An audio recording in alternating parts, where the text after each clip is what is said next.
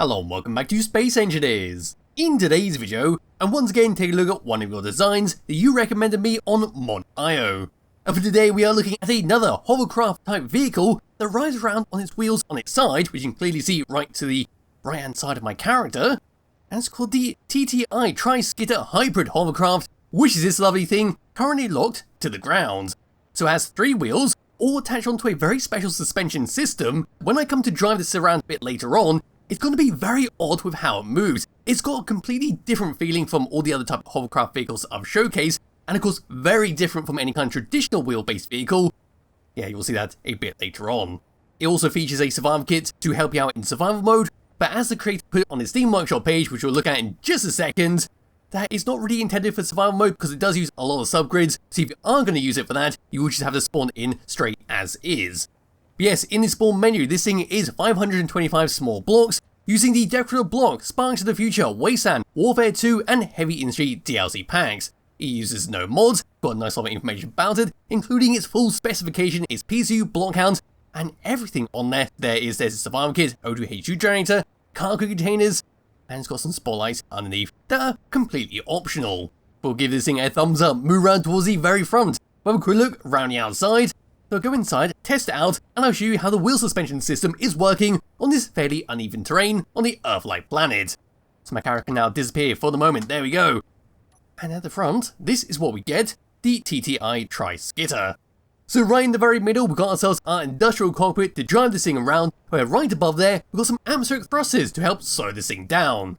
If we were to get a bit closer over towards it, we then see our spotlight to light up the darkness, with a small connector underneath there to dock it up, and to recharge the batteries and all the rest. To the left and right hand side of that, we can see our pistons with magnetic plates attached on underneath to clamp this thing down, because if you don't use these magnetic plates, it will sort of slide around a bit if you're on uneven surfaces. Moving away from that, we can see some hinges that come across onto some cylindrical columns, which have some neon tubes around the edge for some decoration, that leads across to some more hinges, and then over to our wheels. The wheels have been set up with some more steel blocks in a lovely sci-fi skin, but it does have a lovely orange neon tube just behind the wheel suspension that does look great. And that comes all the way down onto our wheel, that's simply how it sits on the ground. If we were to move around onto the side of this thing, we then got one large atmospheric thruster to help us on our left and right. Over to this section, we can see some fantastic use of our armoured panels, just hiding up all of those atmospheric thrusters to help boost you along, and of course to cover up all the other internals. Come around towards the very back, we then got another wheel setup like the two at the front. At the very back on the main body, that is what we get. So that is the back of our survival kit for you to respawn on, and of course to recharge yourself if you are going out and about mining, and will need to recharge your jetpack. We once again got some more grey use of our neon tubes in a red colouring this time, and there are the atmospheric thrusters on both sides. Moving all the way up and looking down, even more great use of our neon tubes, there's the top of our survival kit for you to respawn on, and of course recharge yourself with. There's our medium cargo container with an easy access point on top. Then over to the middle there's a barred window block, where just behind it we can see our O2H2 generator to supply our survival kit with hydrogen. Then towards the front there's the top of those atmospheric thrusters, there's the cockpit, coming all the way down underneath it, there's our spotlight, there's our small connector, and there's a small bit of blast edge blocks right below the main body, just for some extra decoration and for a tiny bit of protection, just in case you do land dodgily, which shouldn't be an issue with the way this thing has been set up. And towards the very back there's a small battery, then at the very rear, there's our connector that goes across to our rear wheel. And there we go. That's a brief look around the outside of the T.T.I Skitter Hybrid Hovercraft. That looks great with how it's all been set up. But now what I can do is just grab hold of my character, get into the cockpit, and I can actually show you how this thing works. So coming up to it, getting inside, over to tab number 3, I can then press number 2 to undo the magnetic plates, press number 1 to retract in the pistons, and there we go. We are sort of moving, as you can see on the bottom left hand side, we're moving at 0.07 meters per second, which is why you need those magnetic plates clamped down. But now I can come across to tab number 1, press number 9, and that's going to lift the vehicle all the way up, and now we can actually take control of it and drive this thing around. Here we go all the way down, get a bit closer. Here we go. We're now on the ground, and then we move all the way up. So before we actually go through the controls, what I'll do now is actually drive this thing around with the camera just like this. Now we're just going to move this thing around. So as you can see, the wheels are very quickly adjusting themselves to make sure that if we do land dodgily on this very uneven surface, then we're not going to take any damage to the main body. And that looks like a shit cliff. Oh god, that was a bad idea. But here we go all the way down. Hopefully it'll survive, not have to spawn in a brand new one. And no, it did not. Looks like the train failed to load in time. and we just slam straight through it. But no, I can just spawn a brand new one in there. For a quick demonstration, that was a very good example of how the wheels can adjust themselves, make sure you don't take any damage, and does create a very odd effect when you're actually driving from a first-person perspective. Lifting up the wheels once again, and as for the controls, number 1, number 2 is for your connector underneath that cockpit to turn it on and off and to lock and unlock it. Number 3 is for your auto detector, so you can go out and about and scout for ore patches with this thing, if you do want to use it as such.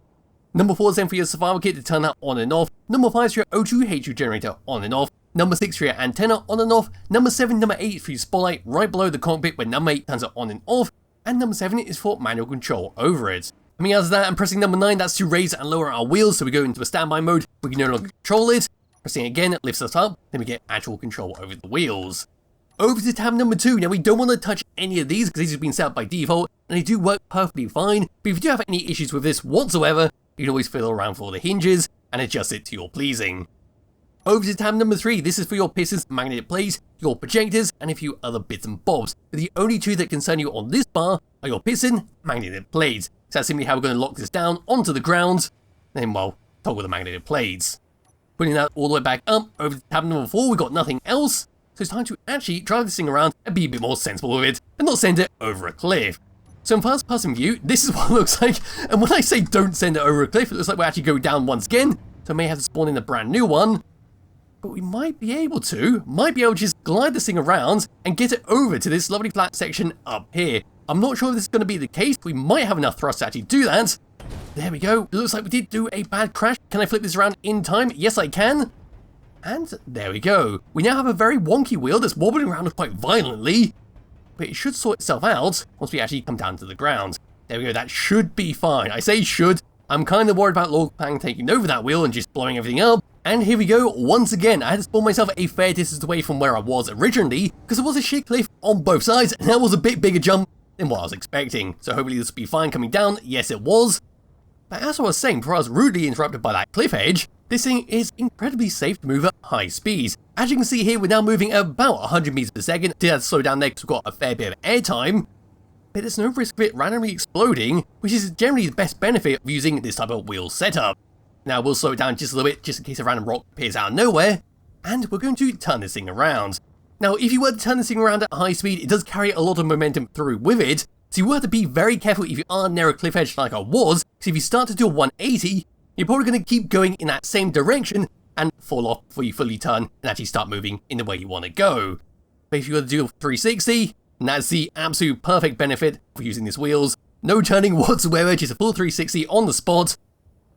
You can just drive this around in all directions while facing forwards, which is great if you do have Gatling guns attached onto this. Gatling guns, rocket launchers, you can keep facing your target while strafing, which again is another big benefit of using this type of vehicle.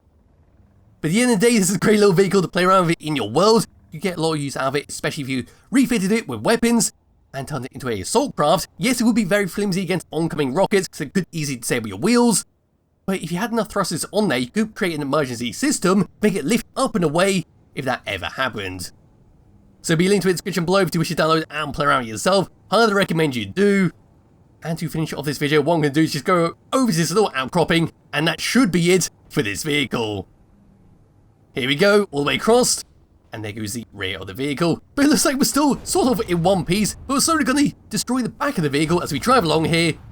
And yes, that is that for this video. So thank you all for watching, and I'll be back with another video some point soon. Bye bye.